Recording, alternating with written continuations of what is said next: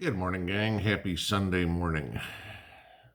Remember back in our younger days, things like Beanie Babies, Pet Rocks, Cabbage Patch Kids, stuff like that, oh my God, everybody had to have one.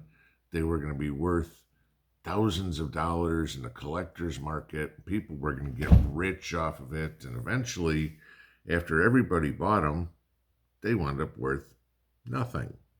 Now, there's some things that people thought were fads that didn't turn out to be. I mean, Pokemon cards, for example. There's some of those that are still worth quite a bit of money, right? You never know what's going to be valuable tomorrow and what's not. I mean, think about going back in the early 70s or late 60s. How many of us would have loved, knowing now what we know then, or knowing then what we know now? There you go. It's early. How many of us would love to go back and buy a 65 and a half Mustang and just put it up on blocks in the car? Or, I don't know, 57 T-Bird, something like that. All original numbers, no miles. Oh, sure, we'd love to. It's like, oh, gee, the car was $3,000, which was a lot of money back then. Yeah, but you know what? It'll be worth a couple of million by the time I'm, retired. That'd be a pretty good investment, a lot better than buying, I don't know, Amazon, even though that's done fabulously, right? So, what about other things that we have a tendency to collect that could feasibly be worth nothing, right? This isn't an exercise in imagination. This is an exercise in reality. How many of you save, collect dollars? Yeah. Okay, there's something that we talk about a lot. What is going to be an SHTF event? Is it going to be an EMP? Is it going to be a nuclear war? Is it going to be an economic crisis? Whatever it would be. Yeah, it could be any of those. A lot of times I get emails from you guys. Every day I get emails from you guys. A lot of times I get them that have some interesting thought processes in them. And sometimes they're worth digging into a little bit more and sharing.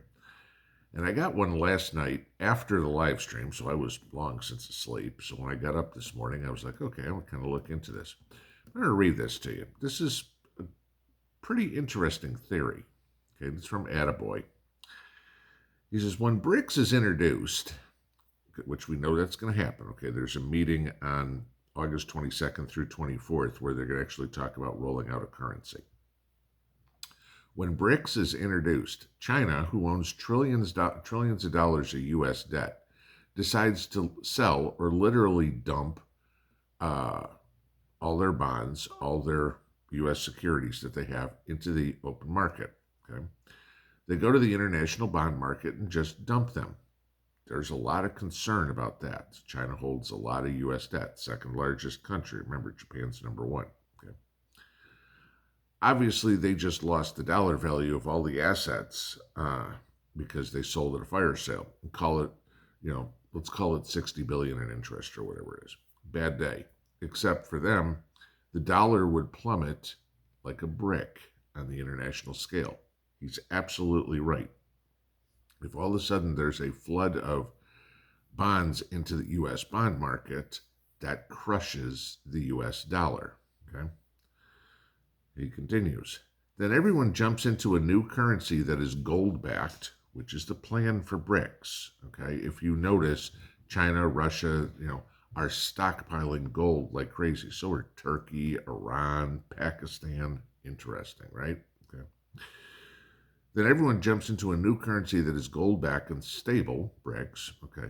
This would skyrocket the value of BRICS and carry gold with it. Very, very true. Therefore, China would maybe not be made whole overnight. However, with them playing the long game, which China always does, this could be a constant, almost antagonizing threat to the U.S. dollar and over time be a great incentive for other nations to get out of the dollar into BRICS. This is exactly what their plan is, okay?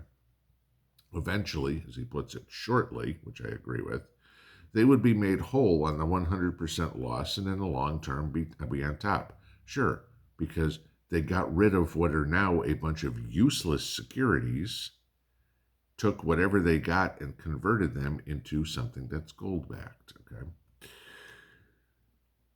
China would be in a much stronger position. Seems like a small investment to become the world's largest reserve currency. Personally, I think he's spot on with this. I think this is exactly what's going to happen. Now, the question is, how can you or I participate in this, be ahead of the curve? Okay. And when I say be ahead of the curve, all fairness here, okay? Y'all know back in the late 90s, early 2000s, I was working on Wall Street. And I remember people asking me, should I buy Amazon? And my answer was, are you kidding me? They sell books. We have a computer. Who the hell needs books? Okay? You can go read whatever you want on the computer. Yeah, I mean, go to a library if you want a book. These are things I actually said to people. Can I say I was massively wrong? Oh, yeah. Okay. In my defense, I also talked a lot of people out of buying Enron. So, yeah, I wasn't always wrong. But, like your typical, I worked for a brokerage firm. It's probably 50-50. But yeah, so how can we protect ourselves from something like this? How can we participate? It's literally holding tangible assets, holding something that is going to have value in the future. Now, y'all know I'm gonna say always be stacking gold and silver, okay, as best you can. But that's not the only tangible assets. We also talk about owning your land or whatever. That's a good thing. But I'm not even going that far. What if the dollar crashes? If the dollar goes to zero, it's not like the U.S. economy is going to be open to a BRICS currency right away. People are still going to need stuff. And this is where your barter skills come in. Okay. What are things going to be needed? Are you going to be trading away your tomatoes and cucumbers? I hope not. Okay. I hope you're doing something with those to protect yourself. There's certain things that I would never trade, or trust me, I'd have to be totally desperate to trade them. My food, my ammunition. Okay, I've told you guys many times, there's no reason in the world I'm going to go to a guy and go, oh, you got 5 pounds of tomatoes? Sure, I'll trade you a box of ammo for it, right? The guy goes, thanks. Boom. He takes his 5 pounds of tomatoes. He takes his ammo. He walks off to the south, and I'm laying there dead to the north. Not a good idea. Okay? But think about things that are going to have value, that will store for long times, that people need. Okay? Needs, not wants. I mean, I know a lot of people say, oh, you can save cigarettes. Cigarettes go stale. Oh, you can save alcohol. Sure, okay, you could. And there's probably going to be a lot of desire to have it, but it's not going to be a need. But start thinking about some of the stuff that you could trade with, that people might need. I mean, I'll give you a good one that we all should have plenty of. How about toilet paper? That one might be necessary. I mean, how about any sort of feminine products? That one might be a need for the women, okay? You start looking at candles, matches. I mean, simple little things that are real cheap. How much, if you went and bought 1,000 packs of matches, what's that going to cost you? $5 maybe? How much space does it take up? Half the size of a loaf of bread. And imagine how much value that would have as currency. People talk about lighters or whatever. Sure, lighters are a little more expensive. I got a book of matches and you want fire, and you're not a prepper. Okay, a lot of us know alternate ways to do it. But think about the guy down the street who's out, riding his dirt bike all week, or, playing games and everything like that, and doesn't have enough food to get him through, next weekend. Matches might come in handy for him. Think about other little ones. How about something as silly as phone cords, to recharge a phone? Imagine you're the only one in town, in your neighborhood or whatever, that has power. And people want to charge their phone because it's the only source of information, the only source of communication they have. And you're the only one with electricity of any sort. Are you just going to give it to them for free? Took money for you to get that generator, whether it's gas or whether it's solar or whatever it would be. Okay. Are you just going to give away that power for free? Because remember, you give it away, it's less you have. Chances are no. What if they don't have cell phone cords? What if they break? Whatever it would be. Okay? People are going to need something like that. You can barter little things. There are some very, very small things. Do a little exercise with your family this weekend and go, okay, if everything went FUBAR, what do you absolutely need to have? Okay. And, I don't know, somebody's going to say, I need to have my Netflix.